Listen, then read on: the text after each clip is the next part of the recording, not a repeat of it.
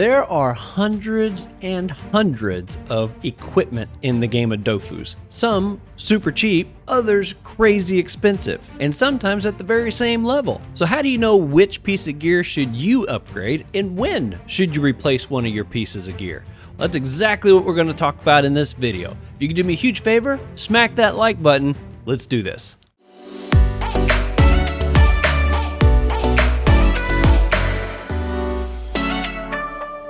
All right, one thing I want to point out real fast is I'm not an expert at this. There are people that are fantastic at calculating exactly how damage is done and things like that. So if I say something wrong anywhere in this video, please reach out to me, leave a comment below, and anything I come across, I will pin a message at the top of this video with those corrections marked out. So feel free to check that out. If something does not seem to be working quite right, maybe it's showing up there.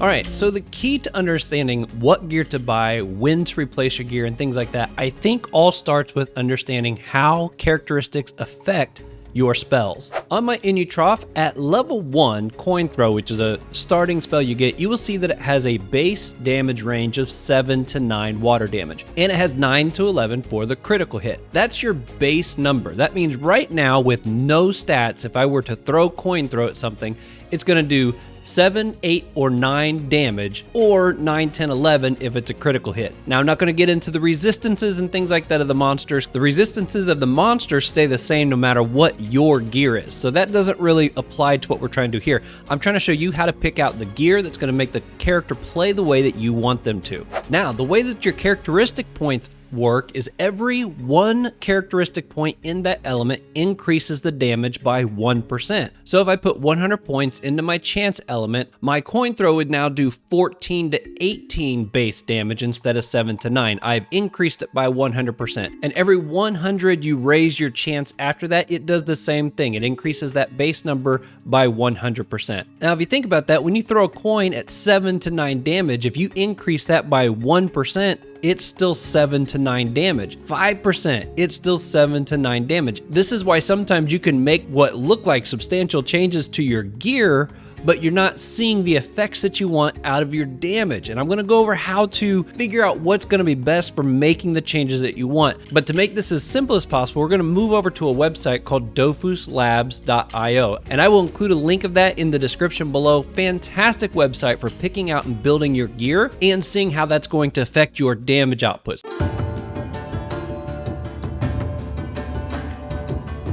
All right, so this is dofuslab.io. Fantastic site. You can come in here, and I'm kind of covering it with my webcam at the moment, but in the top left corner, you can select the level of your character, and then it will automatically sort all the gear and only allow the points that you can pump in based upon what you should have available to you at your level. Another neat thing about it is if you click on the weapons and spells right here, it's going to only show you the spells that you have available for that level of your character. And as you swap out pieces, it will adjust the values over here so you can see exactly how it's affecting your damage. All right, so as I was saying earlier with Coin Throw, a damage range of 7 to 9. If I were to put on this Bowiz cloak with 25 chance, that's going to increase my base damage by 25%. So if I put this on here, it shows now I can hit from 8 to 11. It's basically an increase of 1 point. Yeah, 2 on the high end, but 1 point damage. If, however, I chose to go with this Moss Ring, which has +2 water damage and chance, you'll see that it goes 10 to 12. Plus damage is just a number that gets straight up added to whatever it is that you're throwing. And then this has +15 chance, which is what's making it go up just a little bit higher. So a good general rule of thumb is if it's a low damage spell, sometimes it's better to stack on lots of plus damage, whether that's damage in your element or plus damage of any sorts. If it says water damage, it means it's only going to apply to the water stat. If it just says damage, then it'll apply to all stats. But if you have a high damage spell, like this one right here, Slaughtering Shovel has a 36 to 40. If I stack on that same 25% chance, remember how it only went up by basically 1 point at that Coin Throw? Well, if I put it on here, it goes up by almost 10 damage because that 25% plays a much bigger role when your base damage is already 36. So if you have a high damage spell, sometimes it's better to push towards the actual characteristics because the percentage is going to benefit you more than the plus damage. Now, there'll always be some exceptions to that. You can find some gear with some massive plus damage on it, and those may outperform the piece that you could put on that has just the characteristic stat. But that's how the percent or the plus damage affects your damage attributes.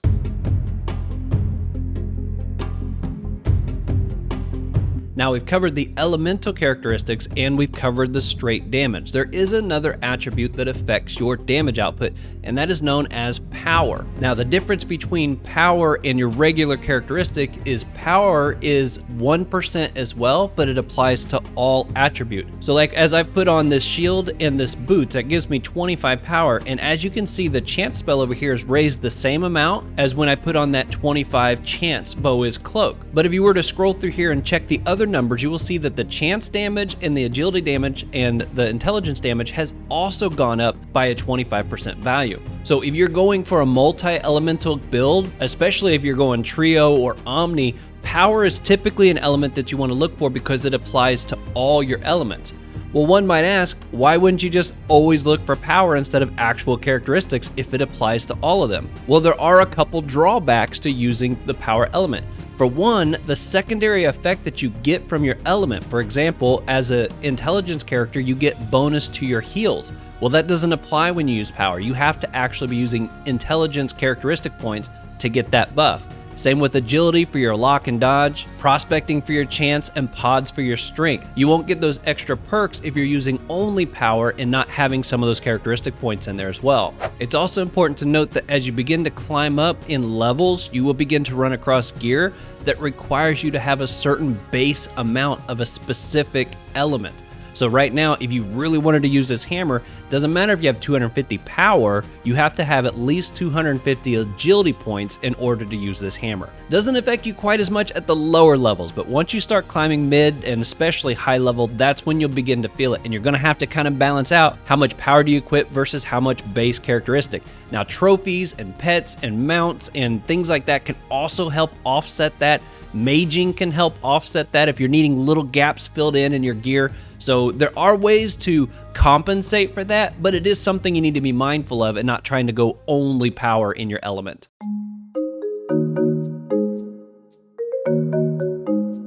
Now, another damage attribute that I'll point out to you that's also kind of important, especially depending on how you're wanting to build your character, is that critical damage. Now, as you increase your chance characteristic, if it's a chance spell, both the base, non-crit, and the crit version will go up by that percentage. But there's two other ways to affect your critical hits. So the first one we're going to look at is actual critical damage. Now, what this is a number that will get straight up added to whatever it is that you're throwing. If I put this on, you see that it goes up to 14 to 16. This didn't change at all because this plus critical damage only applies to the critical. If you didn't notice, also this percent crit also went up because there is a 5% critical buff here. What this means is it increases my chance of having a critical hit from 5% to 10%. So if you are trying to build a high crit build, you want to be focusing on some crit damage, but you really want to also be focusing on this percent critical because this is what increases your odds of actually landing a critical hit. And yes, in Dofus, you can build your way up to a 100% crit build. Now you might be sacrificing a lot of stats, and I don't know what kind of builds are out there that encompass that, but I know it's been done. I've heard of people that's actually doing it, but there is no cap is what I'm getting at. Now, your chance of a crit may vary from spell to spell. Some crits start out with a base of 5% chance. Others might start out with 10, 15, or 20. So the amount of plus crits it takes for an agility build to get to a real high percentage versus an intelligence build in the very same class may be two totally different values. So you'll want to pay attention to that if you're wanting to go the critical build route.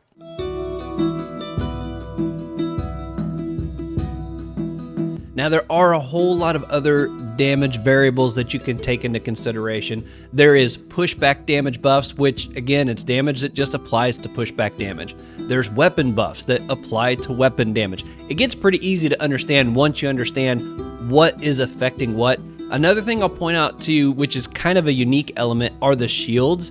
A lot of shields will come with unique things such as 9% spell damage, 11% weapon damage, and some of these will have specifically ranged damage. So if you're using a spell from a distance, this would get applied to you, but if you're right next to the person, it would not.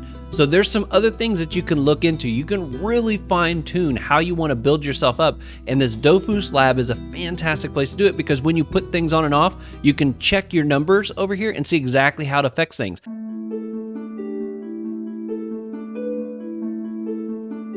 All right, so now it's time to go shopping. You're ready to improve your set. You think there's a bunch of pieces you need to change out. So how would you go about doing that? Well, the first thing I recommend doing, come here to Dofus Lab and put in all the pieces that you currently have on your character. That way you know exactly where your points are starting. Over here on the left-hand side, you can even put in your characteristics. If you've scrolled anything, you can put that in here as well. If you put a piece up here and you've exo-maged it, it's got an AP or an MP on it, you can do that while you're in here as well. Now, I don't think you can put stats on here if the characteristics, like the vitality or the chance has been overmaged. That's something you'll have to just kind of keep a mental note of. If it's substantial, you got to take that into consideration when you're thinking about swapping out pieces. If you're swapping out one piece for another piece and the characteristic isn't that much different, but your lower level piece has an extra 100 vitality, probably not a good idea to switch that piece yet. Wait until you get to a point where there's going to be a big benefit for dropping all that exo mage, or buy a new piece that is also exo mage to help compensate for that. All right, now how you do this next part is entirely up to you. I'll show you a couple tricks that I use that just kind of helps me see and compare things a little quicker and easier, but you might have a method that works good for you. So if you have an HP, I don't know if this applies to Apple or not, but if you have like a Microsoft type computer, you can use this snippet tool. And once you've got all your stats put in here, what I typically do will make a quick little screenshot of the values that are most important to me. And this way I don't have to try to remember where all these different stats were. I'll minimize this, and then I can go through and start changing out pieces. When I'm all done, or even after every single piece if I'm gonna be real nitpicky, but once I've switched out all the pieces that I think I like, all I gotta do is bring this back up and put it right next to my new stats and compare them. Oh man, I didn't realize I lost 3 range. Well, maybe I can go back and make some changes to get a little bit of that range back. Maybe your vitality dropped by way more than you realized. Well, you can see that real easy by comparing these side by side. You could also use this same method with the spells if you want. What I recommend though, grab one of your higher damage spells when you're comparing the effects of your attack. Now, if you're an Inu, it's a kind of a rare situation. You have a 2 AP spell with very long range and you might use that a whole lot. Well, if you think that's the main spell you're using, use that for comparing how your damage output's gonna go. If you've moved further down and you're using AoEs and you're using much bigger attacks and it's not that typical 2 AP move, then use those when you're comparing your stats for damage output. You want to try to maximize that, and the best way to do it is to make those changes. And if you come down here and see you're going to spend 500,000 commas and your damage goes up by 2, might not be worth making those changes yet. Maybe hang on and wait a little longer. This is a really easy way to be able to tell, and you don't end up in that frustration of being like, man, I just bought all this brand new gear. My vitality is up. My chance is up by like 100. But what you didn't notice is that your base water damage dropped from 50 down to 10, and now you've lost 40 points worth of damage, and you didn't notice it while just swapping pieces in and out. It's a really easy way to see before you've spent the commas if it's gonna be worth it. Some other things to think about when you're looking to maybe swap pieces or make changes to your character. There are a lot of classes that play differently at high levels that aren't even an option at lower levels. An Inutroph very commonly becomes an MP reduction character at high levels. It's not uncommon to see crawls go into an Omni or a crit build style. And then of course everybody knows you can make a tank panda that is like unstoppable, but you can't do any of those things below level 30. And the funny thing is somebody's probably going to try to prove me wrong and put together a big damage crit build at level 30. And if you do, you got to leave it in the comments below so I can see it, because that's pretty funny. If you're trying to figure out what pieces you should be switching out on your gear, a good place to start is ask yourself, what are those things that you find yourself screaming at the computer when you're almost going to die, or maybe you did just die. Oh man, I wish I had more vitality. Man, I wish I had more range. Those might be signs of where you might want to focus your attention. Maybe you've got a ton of vitality, but you just feel like your damage isn't doing well. Well, lower your vitality some and look for some pieces that give you a nice damage buff. See how that plays out for you. You might really like the results. When you are shopping for gear, it's a good idea to bring up the Ankama marketplace at the same time that you're looking at those pieces on Dofus Labs, because you might find a fantastic piece and go to the market and find out it's crazy expensive because it's based upon being built with some kind of seasonal resource. If you put those side by side on your screen, as you look down the resources of a ring or an amulet, you can bring up that category in the market and just scroll down at the same time. And then you can very quickly see, okay, I like this ring, but this one has almost the exact same stats and it's less than half the price. I'm gonna go with this one. Because remember, an extra 10 chance doesn't necessarily make a big difference. So that could be a real handy way to save yourself some commas by going with this ring instead of that ring, because there's only a slight difference in the damage output, but a huge difference in the cost. Another thing to make sure you're remembering is don't forget about set bonuses, whether you're going with complete sets or 2-piece sets so that you can use different types of trophies. If you're really finding yourself torn between two different sets that seem to have very similar stats, look at the 2-piece set bonus or the set bonus that you get along with it. Suddenly that can completely change everything and make you really want one set over the other. All right, I hope I haven't rambled too much. I've tried to keep this concise. If there's anything that you found confusing or any questions that you have follow up to this video, leave it in the comments below and I will try to get back with you as quickly as possible. And if you haven't already and you don't mind and you want to smack that like button for me, it would really help me out. If you like Dofus PVM, tips, guides, and gameplay, well, that's what my channel's here for. Consider hitting that subscribe button and turning on notifications so you know my videos go live. Until next time, you all be safe out there, and I will see you on the next one.